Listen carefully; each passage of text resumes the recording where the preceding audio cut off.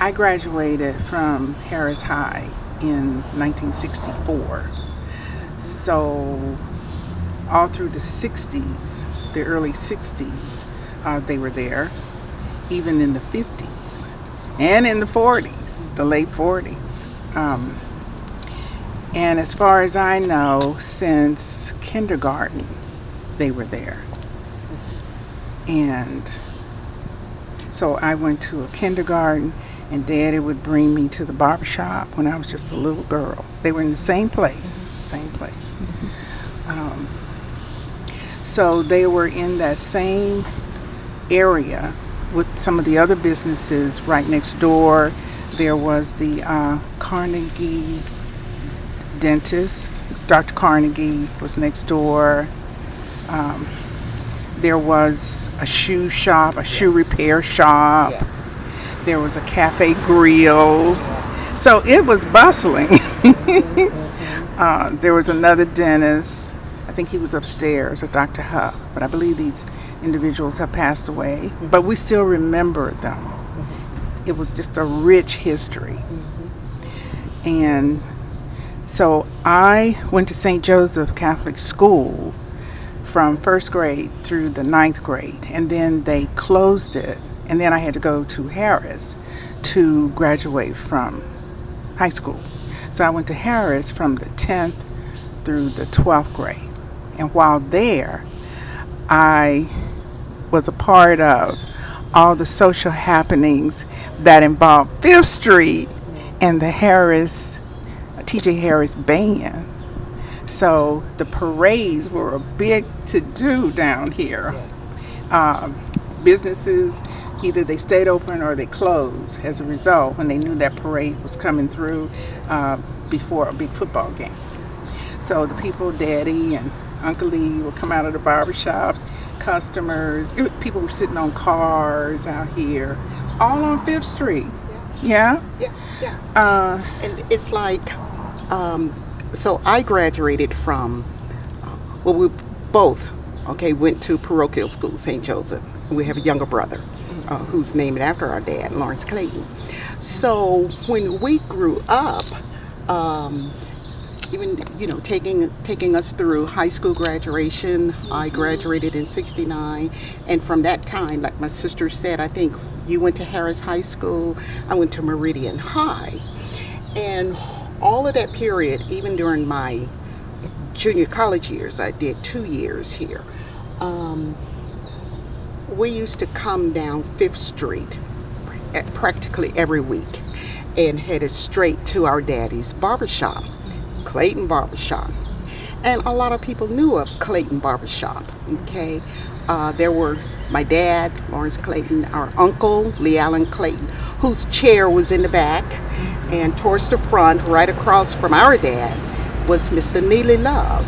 So I know those three were definitely in that barbershop.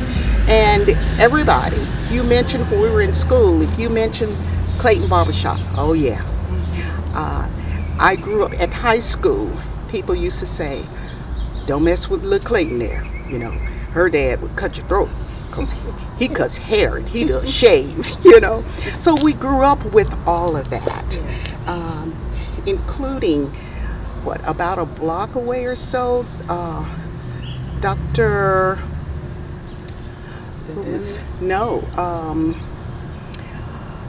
Dr. Polk. The Polk family, okay? Yeah. Oh, yes. Just significant businesses in this strip here, all righty? So to see the demolition of these buildings has taken away a lot of the history, and to know that they might not, these buildings, what's going to happen if nothing is reconstructed. No one is trying to preserve the history. It's just it's a whole. Okay, it's a whole. It's a big pain. Okay. Yes, very hurtful. And we were just notified this week that it was being demolished. So there have been efforts to save certain things like the sign of the Clayton Barbershop. But unfortunately, We don't know the ending of that story, whether or not it was saved or not, but we do know the hotel sign has been saved, put away. It has a lot of meaning with people that are now contacting us. We saw someone just this morning at a funeral wanting to know what happened and why was it demolished, such a historical place. A lot of people I grew up with, just so many people that grew up with us know this history, and they're sad and hurt about it. And two, for us, whatever we wanted from the business, if there was anything we could have saved, we wanted to pass it on to the next generation because they have heard about the history of this area right here, like a great niece we have now. Like the sign, she wanted it, but we were unable to get it. I'm now, just this morning, since we've been on this trip, someone who grew up with me in high school, they remember coming here to get their hair cut. Generally, the men went to our dad, Lawrence Clay. My Uncle Lee generally cut the women's hair. And then down on the corner was the E.F. Young Beauty and Barbershop. So they had the customers, but growing up at Harris, we got to know all of them, and they got to know us.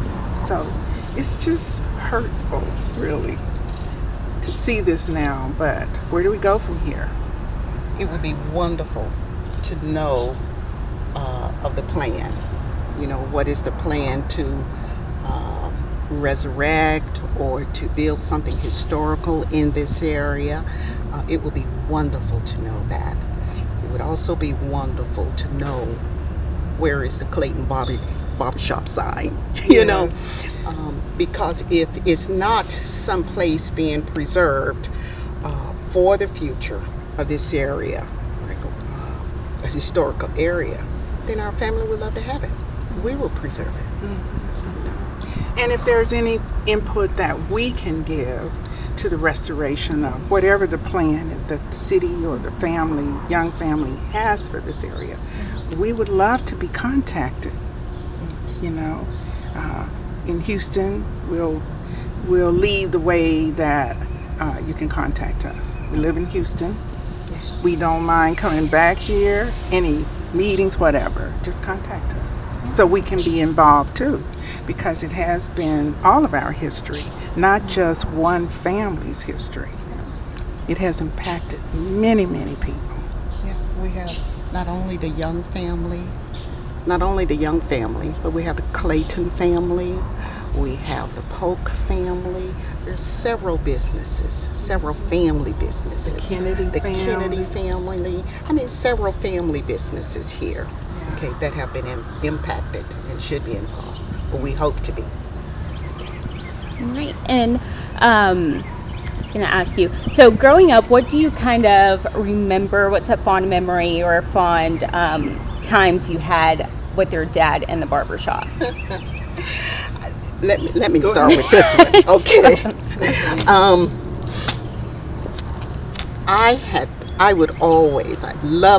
would love coming down here to 5th Street and to see my dad cutting somebody's hair in that first chair. Or if he wasn't sitting in that first chair, when I walked through the door, they would say, "Look, Clayton, he's out to lunch." And I knew where he was. I would go out the door, go straight to that corner, and it was the cafe. I don't know, recollect the name, Callie Wingate or something. No. It wasn't that one, but it was a significant cafe. I think that was that building. Yeah, and as I walked through it, my dad would be sitting right at the counter with his plate. He'd turn around and see me, and he would bend over and try and hide his food, okay, and just chuckle to pieces. You see his shoulders move, and he's just tickle pink. Or if he wasn't at the cafe, when I walk in and I see Mr. Love, I see my Uncle Lee, if my daddy was there, he'd be right there's an area right in the back that I'd walk back, and he'd have his food there. Okay, and once again I would he'd try and hide everything. It was fun. Growing up, coming down on 5th Street, knowing that Hammer Clayton, this is my dad and my uncle's place, walking through, my dad laughing, smiling, and my uncle acknowledging. It was just a good feeling. It was a good feeling. It was a good feeling that you can walk the street and people would know this is a Clayton, okay? A lot of pride. A lot of pride. Or at school, my mom, and including my dad, would say, tell the guys in the community, take care of this one here, okay? And I didn't have to worry because the guys in the community knew I was a Clayton and they'd take care of me, okay? Just prideful memories, wonderful memories, okay? And how do y'all think, y'all's dad's barbershop and your family really impacted people here in Meridian?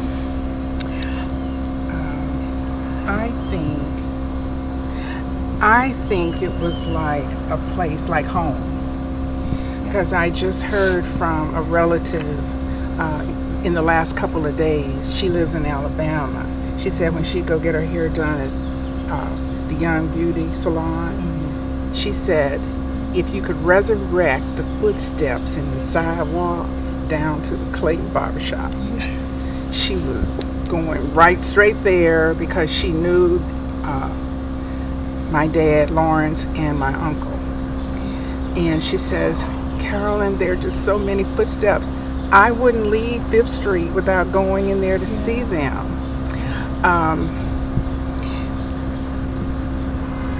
When we are in Kemper County, where they were from, Lawrence and Lee Allen Clayton, we have recently met a lot of their friends and the hunters up there that knew them. And they had stories to tell. I mean, it was just like all over the county. Here, about a dozen of them are in a room. They all had a different story to tell about their interaction with the barbershop. It's history. Lawrence Clayton, and your Uncle Lee, and and all of them have smiles on their faces. It was just part. It was family. It was like an extended family. And even with my dad's passing, the end of December 1978, it was shown by the community at St. Joseph Catholic Church, where that church was packed up and downstairs, and out in Kemper County at the Kemper Spring Church. That whole yard was just full of people from every county. And my mother got a letter even from the governor of Mississippi, who knew about the Clayton Barbershop and those two brothers in there, and the others that they had, who had a chair in there, Mr. Love. So we felt their impact all over the state. Our dad was very into people. He was a very empathic man. He's good-hearted. Very good-hearted. Very good-hearted. He listened to people. He was there for people. He would even go like on Sundays and take his barber bag and go cut people who were sick in the shut-in. He would cut their hair free. Pretty much every Sunday he would do that. And us being younger, I would see that. There he goes. Here he goes. Daddy's going. Gal, I gotta go. But he was quiet about it. But it showed when he passed to us through the people. Yeah, he showed from the people when he passed. Through the people. We've never seen anything like that. So it's just rich. I can't tell you, if you were to meet other people that knew about the Clayton Barbershop and the people there, you're going to get a similar family kind of a connected story. They're going to have something from their heart they're going to be talking about in terms of how those individuals in that barbershop affected their lives. I think it was maybe about last year, the Kemper County has a hunters club there in Kemper County, and one of them, he comes to my husband and I. He didn't know. Someone told him who I was. Do you know who she is? And he was told that I was the daughter of Lawrence Clayton. Oh, what? Lawrence Clayton? I knew your dad. I said, but wait a minute. You're so young looking. This was like years ago. I know. I knew. I would go sit in his chair and wait for my hair to be cut. Yeah. And he was almost like a dad to me, you know? He's very kind, and I remember it, Miss Carolyn. So it just was just endearing to my heart to hear it, you know?